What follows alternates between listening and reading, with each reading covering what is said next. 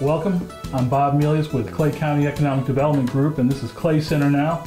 And joining me today, we have two of our competitors from our recent Young Entrepreneur Competition, our second annual one that we held back in March. And I've got Cramer to my far right and Courtney Sherbert to my immediate right here. And girls, thank you for joining us here. I know it's a busy time of the school year. We only got a couple of days left, and you guys looking forward to summer? Yeah, definitely. No doubt. I'm looking forward to summer. You know, as soon as the rain stops. But Caitlin, tell me a little bit about your business and how you came about with that business idea. So my business is called Be Happy Honey, and we sell, obviously, honey. This business got started about 4 years ago. My dad and I wanted to start a beehive, and we thought that was something really interesting. So it kind of took off, and I thought, well, there's not really another business like it around Clay County. So I thought we could sell the honey and make a little profit.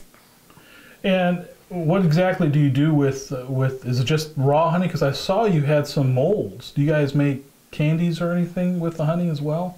That is something we would like to do in the future, make like soaps and candles. But right now we just sell the honey. Okay. And how do you make your business work? Being a high school student, that's the full-time job. So how much time does the business take from your regular after-school activities? Does it interfere with it, or? So most of the business is in the summertime because that's when we harvest the honey. So I don't really have a big conflict with school and other activities. Okay. And how did you guys come up with the idea of doing the honey business, the beehive? Because you said you and your dad were talking about it, and was it something like, did your dad get stung by a bee and go, you know, if I made profit off their honey, I wouldn't feel so bad about killing them or something? Well, a couple of his friends had some beehives, and he thought that was something he would like to get into, but he wasn't really sure if that's what he really wanted to do. And then we found a wild beehive, and so then that was like our opportunity, and so we definitely took that. How many hives do you guys have? Right now we have 4. 4. So is that close to the house then? A lot of bees buzzing around? Or? No, we don't have them by our house. Okay, good deal. So when we have family picnics and stuff, there's not a problem, right? Yeah. Good to know. Well, thanks for sharing. Courtney, tell us a little bit about your business and what you're doing. So my business is Courtney's Farm Fresh Eggs, and I have 30 different chickens that I gather eggs from, and then I sell those eggs. Cool. How did you get into that business? What sparked that interest? Well, I started my freshman year in FFA, and I really enjoyed it. And something that you need if in FFA is something called an SAE, which is like your own personal little either like entrepreneurship business or like a placement where you have a job. And so I decided to do the entrepreneurship route. And I wanted something where I could be independent and do my work myself, and I figured that chickens would be something very attainable that I could take care of myself. And my grandma had raised chickens before, and so I had someone to help me, and I just decided to go along with poultry. So you've had experience then with chicken and collecting the eggs. Yep. Do you do anything else with the chickens? Do you sell the chickens themselves for dinner? Not really. It's mostly just for eggs. Just for the eggs itself. So how do you make your business work? Because I've had relatives with chickens, and that's not like just in the summertime. That isn't necessarily just an after-school thing either. Yeah. You have to be really on top of that, otherwise you get a mess. Yeah, like especially with any type of animals, just like growing up on a farm all my life, like you've learned how to get responsibility and understand that animals have to be fed every day. And so with school, like sometimes I can run into a conflict if I'm going to a competition for FFA or something in the evenings and I need a family member to do the chores for me. But typically it only takes me about like 30 to 45 minutes for chores each night, and it's not too hard to get in each day. Okay, and you got to clean out the chicken coop too, right? Yeah. Is that one of your favorite jobs to do? No. No? How often does that got to happen? About 2 times a year. Oh, hey, that's not bad. 2 Yeah. times a year to clean out chicken coop is pretty good. Yeah. I think, yeah, that's not bad at all. I like that. So, with your two businesses here, how have you guys, have you profited a lot from these businesses? I mean, are you making a sizable amount of money from your respective businesses, or is it still more just kind of a hobby thing to do and it pays for itself? So I would definitely say ours is like a hobby, but I think if it continues to grow, it could be something we could make a profit from. Okay. I would also say mine's kind of like a hobby. This is my second year at this business, and I'm finally starting to break even and make more of a profit, but it's not like enough where I wouldn't need a job or anything. So. Okay. Well, good.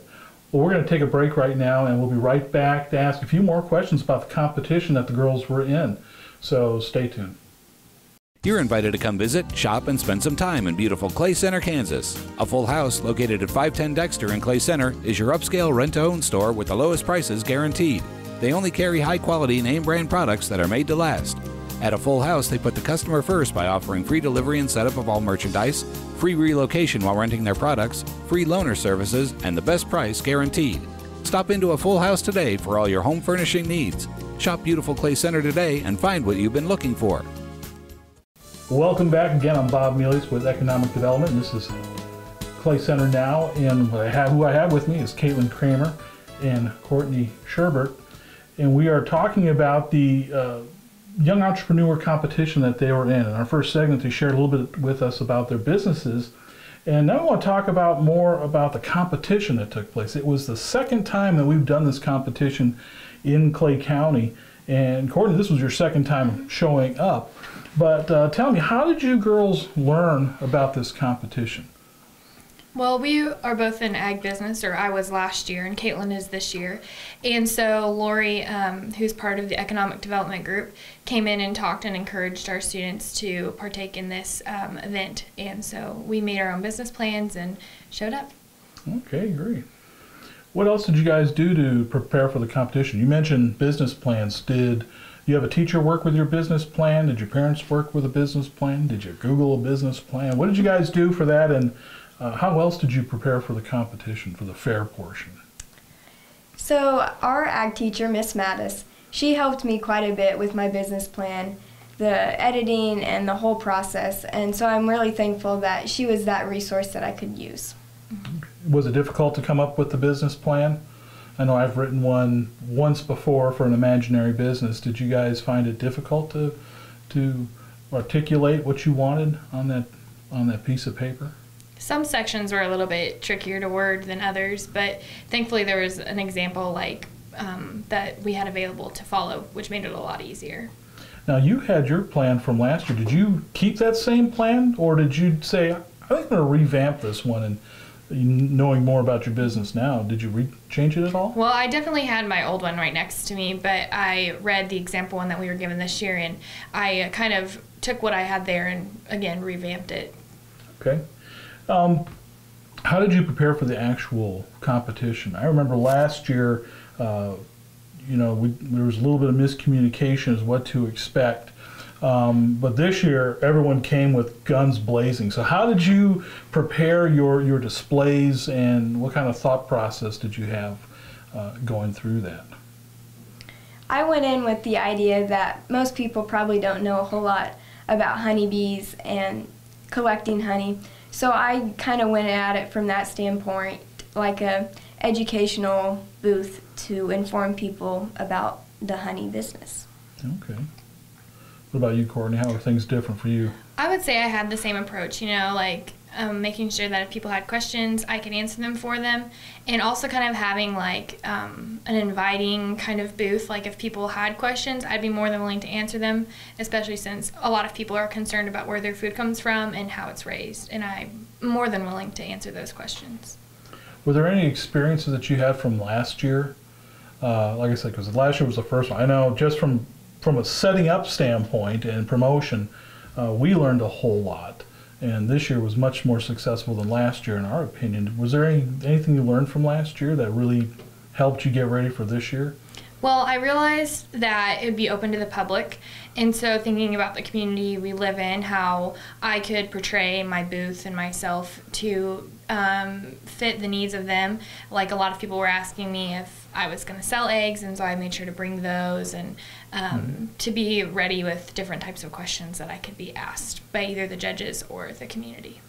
So did your teachers also kind of brief you or coach you on your presentation? Because I recall everyone came in dressed professionally. No one was walking around in shirts and a t-shirt and shorts. I think one person did, but he had the puppies. So he kind of needed to be that way to keep from getting all messed up. But did you get that kind of coaching as well from teachers, and any kind of maybe question and answer type coaching to help you with your, basically doing presentations for these people that are just piling up?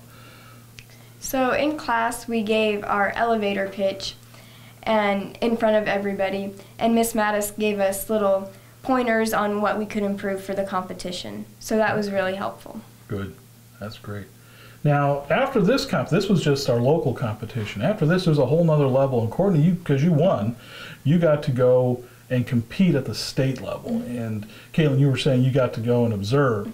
What are some of the differences between what we did here and what you did at state? Well, for one thing, there were so many kids competing at state, and so many of those businesses were, a lot of them were in operation, but some of the ideas, they were amazing. Just, there were no limits to the type of businesses that these kids had, and it was just really cool to see all the different ideas of all these young entrepreneurs like myself and what they plan to do in the future for their businesses.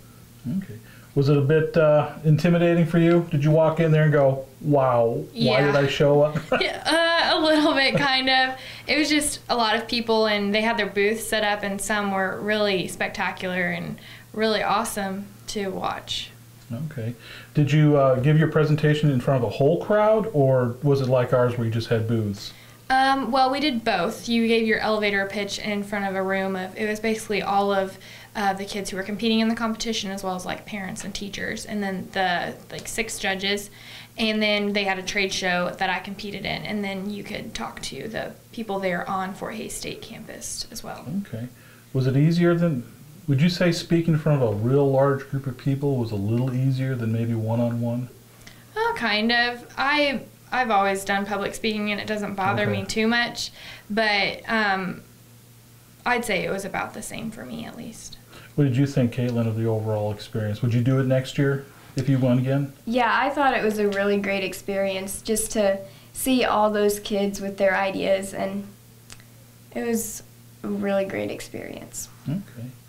We're going to take another break here, and we'll be right back, and we're going to talk a little bit more about these girls' future plans. They're not quite graduating yet, but college just around the corner, and we got bees to harvest this summer, so stay tuned. Hey guys, I'm Jeremy. I'm host of the I-70 Golf Show on Channel 2. Along with the golf show, we're offering a I-70 golf card that gives you the ability to play 1 round at each of 6 courses from Salina all the way to Manhattan, Junction City, Chapman, Abilene. Great way to introduce yourself to the game and see a variety of courses. If you're interested, shoot us an email, stop by our Abilene office, $50 for $135 worth of rounds. Thanks, guys. Welcome back to Clay Center Now. I'm Bob Melius, and with me is Caitlin and Courtney. We've been talking about the Young Entrepreneur Fair that took place back in March. They were both competitors. We talked about their preparation for it and their experiences with the competition itself. To include, we were talking about the state level.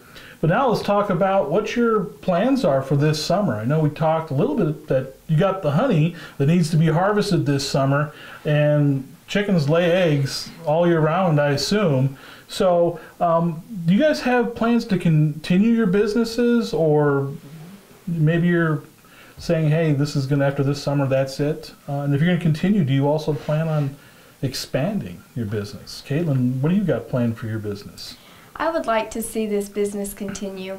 And an idea I have for the future is to be able to sell soap and candles from the wax. Okay. Would that require more hives? You got 4 now. Would you need 8, 10? What's your idea of maybe the max that because your dad's the handler, is he giving you an idea like, hey, 25, because I was reading an article on beehives, 25 was at this one place. Is there a limit that you guys think? I don't know if we'll get up to 25, but I think we would like to get a few more, probably around 6 or so. Okay, very good. Courtney, what about, you got 30 chickens now. You going to double production at all in the near future? Are you going to specialize in Easter eggs? Do you have any plans for your business getting bigger? I'm still trying to decide whether I want to add on to my flock of chickens or not. I don't think I'll double it, but they lay a lot more in the summer with more daylight and the warmer weather. So I'll definitely have a lot of eggs to look after this summer. Do you do your own packaging, or do you just have people donate egg cartons and packages? Well, my grandma, she lives in the Salina area, and they give out recycled egg cartons that people bring in for free. So I just take those, and a lot of my customers know that I like my egg cartons back, so they'll just give them back to me. So I usually have a big supply of egg cartons. Well, good. Do you get people like a recycle discount, 5 cents off every carton that comes back? You know? I thought about it, but that's a lot of work. Sure, I bet it is. Courtney, what about, now you're going to be a senior next year. What are you looking at for after high school? You got a college picked out? Are you going to go into mega egg farming? What are your plans? I really enjoy agriculture and being an FFA and 4-H, and so I definitely am looking at the University of Kansas State for an ag major. I'm probably going to go in like ag business or ag economics. I like being an entrepreneur. I don't know if I'm going to own my own business someday. I can't really take my chickens with me to college, but maybe there's like an FFA member out there who wants to start their own poultry SAE, so I might give them to them. Okay. Well, you, Caitlin, it's a little further off, but are you already eyeballing school? What do you want to do? Or is the honey business maybe something that might be a profession that you pursue? So after high school, I plan to attend college, and right now I'm looking at MATC for dental hygiene. Oh. So right in that Manhattan area as well. So yeah, a little bit different than harvesting honey, but definitely a career worth pursuing. Now, for next year's competition, entrepreneur competition, are you both thinking of competing again, or this is your second go around? Are you done, or are you going to try and take first place again next year? Any plans for competing next year? I haven't made up my mind yet, but I might. Okay. I thought it was a really great experience, so I plan to do it next year as well. And maybe you'll have your soaps, which will definitely be a game changer for you. You guys talked about FFA and your involvement in FFA. How has that helped you in your businesses, your entrepreneur businesses? Well, like I said earlier, we are both have taken the ag business class here offered at our high school, and so definitely it teaches you about big corporations and how they're run, and even small businesses, and how you could change it into like an LLC and what all entails in that, and just how to really effectively run your own business. Okay, great. Definitely a class to recommend to anyone else who might possibly have a business. And what kind of advice might you give to other young entrepreneurs? There are a lot of folks your age who do have business or have business ideas. Some of it's just cutting grass during the summer, or shoveling snow, or plowing snow, or working fields. Do you have any advice for some of these individuals to include if they're considering competing in the fair? What would you give to some of these other young business owners? Well, after just going to the state competition, I've definitely realized that there's no bad idea for a business out there, whether it be for a product or a service. There are so many kids there with ideas that I never even had thought about turning into a business, and it literally ranged from popcorn to like spa, like bath bombs and stuff, to bracelets. Like, it was just amazing to see all the different ideas that kids have come up with. Any advice from you, Caitlin?